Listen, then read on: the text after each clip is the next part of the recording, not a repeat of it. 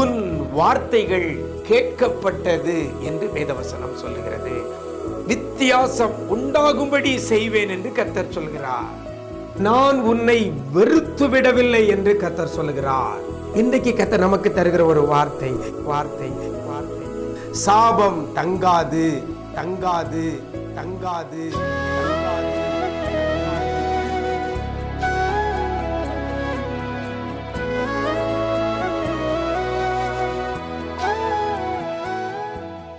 கிறிஸ்துவில் பிரியமானவர்களே, நிஜம் தொலைக்காட்சியின் விசேஷித்த வார்த்தை நிகழ்ச்சி மூலமாக உங்களை சந்திப்பதில் மிக்க மகிழ்ச்சி. எல்லாரும் நல்லா இருக்கிறீங்களா?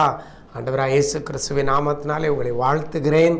இந்த நாளிலே கூட கர்த்தர் நமக்கு தருகிற ஒரு வார்த்தை நீதிமொழிகளின் புஸ்தகம் 26ஆம் அதிகாரம் 2ஆம் வசனத்தில் கடைசியில் இவ்வாறாக சொல்லப்படுகிறது, சாபம் தங்காது அப்படின்னு வசனம் சொல்லுகிறது. இந்த நாளிலும் கூட உங்களுக்கு நேராக இந்த வேத வசனம் வருகிறது, சாபம் தங்காது. எனக்கு அருமையான தேவஜனமே, உங்கள் வாழ்க்கையில் சாபங்கள் இருக்கிறதா? சாபம் தங்காது என்று வேத வசனம் சொல்லுகிறது.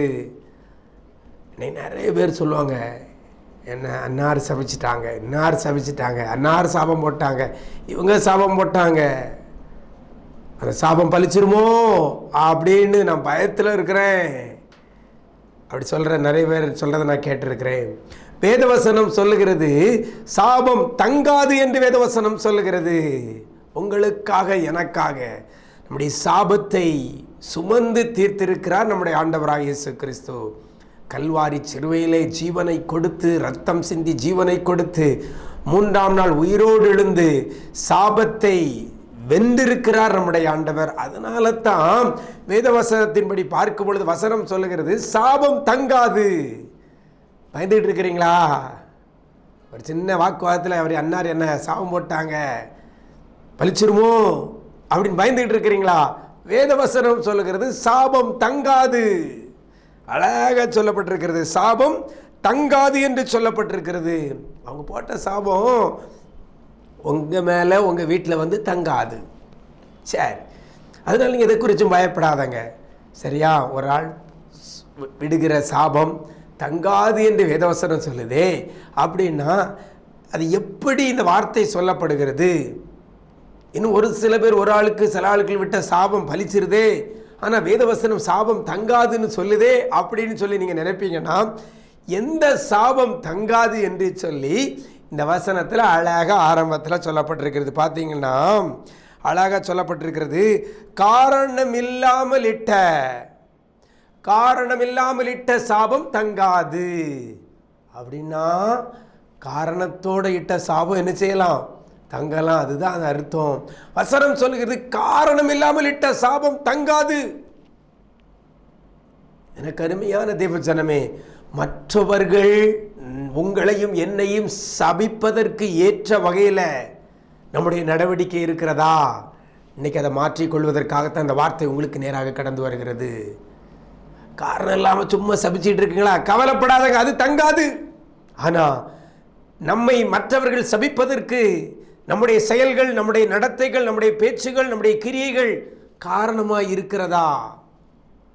இன்னைக்கு யோசித்து பார்க்க கர்த்தர் உங்களை அழைக்கிறார். காரணம் இல்லாமல் இட்ட சாபம் தங்காது என்று சொல்லப்பட்டிருக்கிறதே அப்படின்னா, இனி என் வாழ்க்கையில் என் காரியங்களை மாற்றிக்கொள்ள வேண்டும் என்பதற்காகத்தான் அந்த வார்த்தையை உங்களுக்கு சொல்லுகிறார். இந்த வார்த்தையை நீங்கள் பிடித்து இந்த வார்த்தையின்படி உங்களுடைய காரியங்களை மாற்றிக்கொள்ளுங்கள். மற்றவர்கள் சபிப்பதற்கு நான் காரணமாக இருக்கக்கூடாது.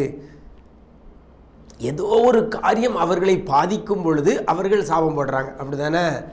யாராவது ஒருத்தர் கஷ்டம் அனுபவிக்கிறதுக்கு நம்முடைய காரியங்கள் இருக்கும் பொழுது அவங்க என்ன செய்கிறாங்க?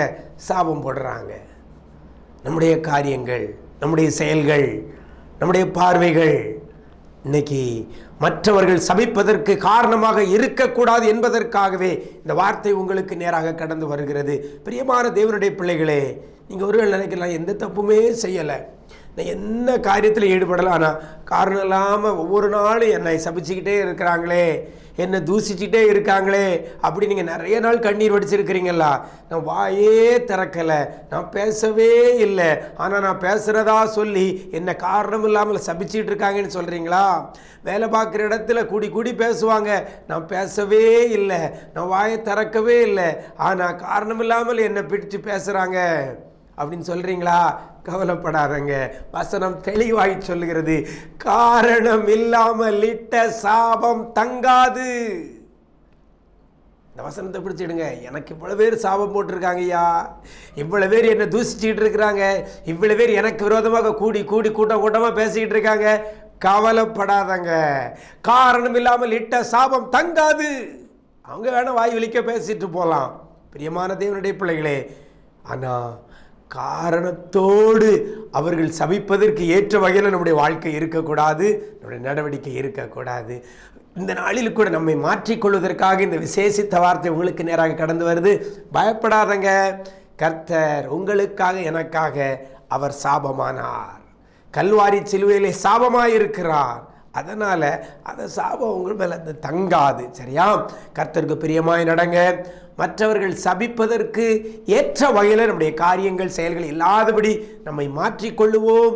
கர்த்தர் நம்முடைய வாழ்க்கையில் சாபம் இல்லாதபடி கர்த்தர் நம்மை செழிப்பான பாதையில் நடத்துவதற்கு அது ஏதுவாக இருக்கும். இந்த வார்த்தையை பிடித்துக்கிடுங்க, இதன்படி நீங்கள் நடங்கள். எதை குறித்தும் பயப்படாதங்க, மற்றவர்கள்ட்ட சாபத்தை குறித்து பயப்படாதங்க. கர்த்தர் எனக்காக சாபமாயிருக்கிறார் என்று சொல்லி விசுவாச அறிக்கை பண்ணி ஒரு ஜெயமான பாதையில் கடந்து செல்லுங்கள். கர்த்தர் உங்களை ஆசீர்வதிப்பார். நாம் ஜெபிப்போமா? எங்களை நேசிக்கிற அன்பு நிறைந்த ஆண்டவரே, ஆசீர்வதிக்கப்பட்ட அந்த நல்ல நாளில் கூட சாபம் தங்காது என்ற வார்த்தையை கொண்டு எங்களோடு கூட பேசியிருக்கிறீங்கப்பா.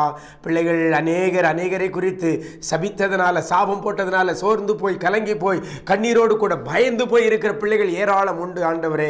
இந்த நாளில் கூட நீங்கள் எங்களுக்கு கொடுத்த வார்த்தையின்படி, காரணம் இல்லாமல் இட்ட சாபம் தங்காது என்ற வார்த்தையின்படி அப்பா, பிள்ளைகளை நீங்கள் சாபத்துக்குள்ளாக நடத்தாதபடி, அந்த சாபம் அவர்களிட்ட சாபம் பிள்ளைகளுடைய உள்ளத்துக்குள்ள வந்து தங்காதபடி என் ஆண்டவர் நீர் மாற்றி போட போறதற்காக நன்றி செலுத்துகிறோம் தகப்பனே. அப்பா, பிள்ளைகள் வாழ்ந்திருக்கும்படியாக, நாங்கள் செழித்திருக்கும்படியாக, எங்களுடைய பாவ சாபங்கள் எல்லாவற்றையும் நீர் சிலுவையிலே சுமந்து தீர்த்து இருக்கிறீர் ஆண்டவரே. எங்களுக்கு சமாதானத்தை உண்டு பண்ணும் ஆக்கினை உம்மேல் வந்தது. இந்த நாளில் கூட எங்களுக்காக சாபமான நீர் ஆண்டவரே, நாங்கள் வாழ்ந்திருக்க செழித்திருக்க பண்ண போறதற்காக நன்றி செலுத்துகிறோம். ஒவ்வொரு பிள்ளைகளோடு கூட நம்முடைய பிரசன்னம் கூட இருக்கட்டும், இப்படி நன்மையும் கிருபையும் பிள்ளைகளுடைய வாழ்க்கையில தொடரட்டும். இதிலும் பெரிதானவைகளை இன்றைக்கு பிள்ளைகள் காண உதவி செய்யுங்க. இரத்த கோட்டைகளை மறைத்துக் கொள்ளுங்க. இயேசுவின் மூலம் ஜெபிக்கிறோம் நல்ல பிதாவே, ஆமேன் ஆமேன். பிரியமானவர்களே, யார் சாபம் இட்டாலும் அதை குறித்து நீங்க பயப்படாதங்க. காரணம் இல்லாமல் இட்ட சாபம் உங்களுடைய வாழ்க்கையில இனி தங்காது. God bless you.